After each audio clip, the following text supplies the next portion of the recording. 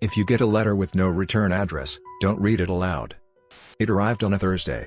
A plain white envelope, yellowed at the edges as if it had been sitting in some forgotten corner for years.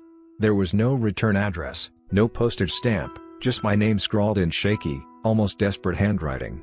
The ink was smudged in places, like the writer's hand had been trembling as they wrote it. I should have thrown it away. Something in my gut told me it was a mistake to even touch it, but curiosity is a powerful thing. I sat at my kitchen table, running my fingers over the envelope. It was thick, as if the paper inside had been folded many times over. A strange smell clung to it, something damp and stale, like an old book left in a flooded basement. My breath felt tight in my chest as I tore it open. The paper inside was creased, soft, like it had been handled too many times. The writing was the same as on the envelope, erratic, frantic, words running into each other, some letters smudged beyond recognition. I read the first line in my head. Do not read this out loud. Whatever you do, do not give it your voice. A chill crawled up my spine. I looked at the letter again. The words felt strange, unnatural, as if they were writhing beneath my gaze. But that was impossible, just my imagination playing tricks on me. I took a deep breath and did exactly what I wasn't supposed to do. I read it aloud. The moment the last syllable left my lips, the air in the room changed.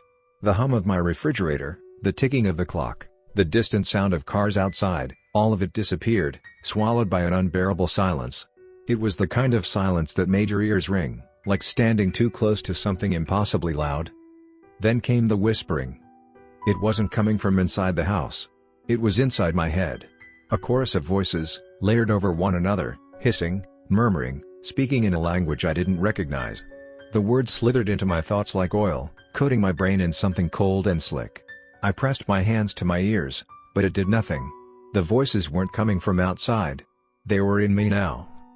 My vision blurred, and for a moment, the walls of my kitchen rippled like liquid.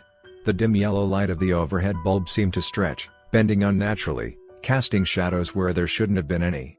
One of those shadows moved. I wasn't alone anymore. Something stood at the far end of the room, just beyond the edges of the light. It was tall, impossibly thin, its head tilted at an unnatural angle. Its limbs stretched too far, its fingers curling like dead vines. I couldn't see its face, there was only darkness where its features should have been. But I felt it watching me. The letter was still in my hands. My fingers trembled as I looked back at it. The words had changed. The ink was dripping, spreading like veins across the paper. New words appeared, written in something darker, something wet. You let it in. My breath hitched. The shadow took a step closer. My kitchen felt smaller, the walls pressing in, the air thick and damp. My heart pounded as I stumbled back, knocking my chair over. I should have run. I should have burned the letter and never looked back. But I was frozen, locked in place by something deeper than fear. The whispering grew louder, overlapping, rising in a crescendo of voices speaking in tongues I didn't understand. My ears ached, my vision darkened at the edges.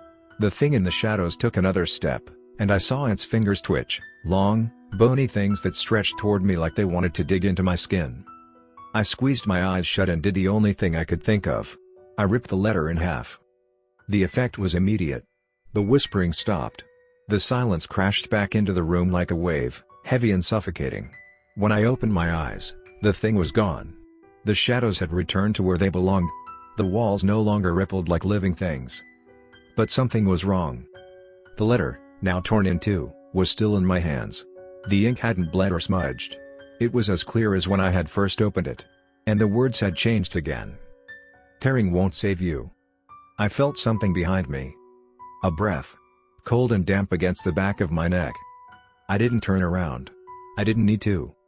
The last thing I heard before the world went dark was the whisper of my own voice, repeating the letter's words back to me. And then, silence. Forever. That was the last thing I remember before the blackness swallowed me whole. When I woke up, I wasn't in my kitchen anymore. I was lying on my back in an unfamiliar room, the air thick with the scent of rot and mildew. The ceiling above me was cracked and water-stained, pulsating as if it were alive. I sat up too quickly, my head spinning, nausea rolling through my stomach like a tide. My hands were still clenched around the torn letter, but something was different. The paper had changed. It felt damp now, sticky, like flesh instead of parchment. I forced myself to stand, my legs trembling beneath me. The floor was soft, wrong, as if it were covered in a layer of damp moss or something worse. The walls pulsed in the dim, reddish glow that seemed to be coming from nowhere. I wasn't in my house anymore. I wasn't anywhere I recognized. I turned slowly, trying to steady my breath, trying to think. That's when I saw it. The letter's words had rearranged themselves again, shifting across the page like crawling insects. A new message formed, wet and glistening in the dim light. Run.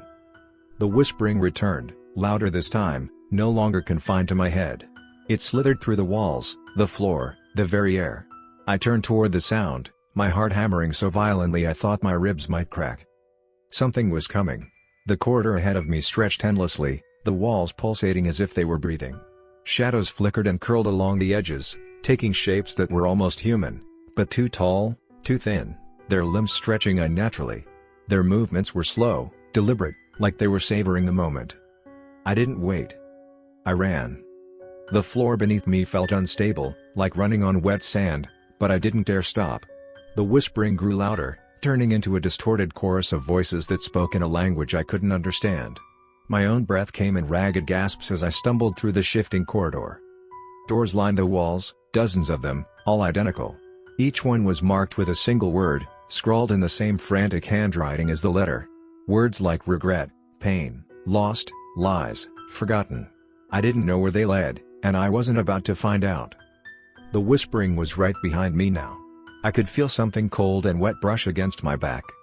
I grabbed the nearest door and yanked it open. I didn't think. I just lunged inside, slamming it shut behind me. Darkness. For a long moment, I was trapped in complete, suffocating blackness. The air was thick, like I was breathing through wet cloth. My skin prickled, a heavy weight pressing down on my chest. Then the room shifted. A dim light flickered to life. A single, buzzing bulb swung from the ceiling, casting erratic shadows on the walls.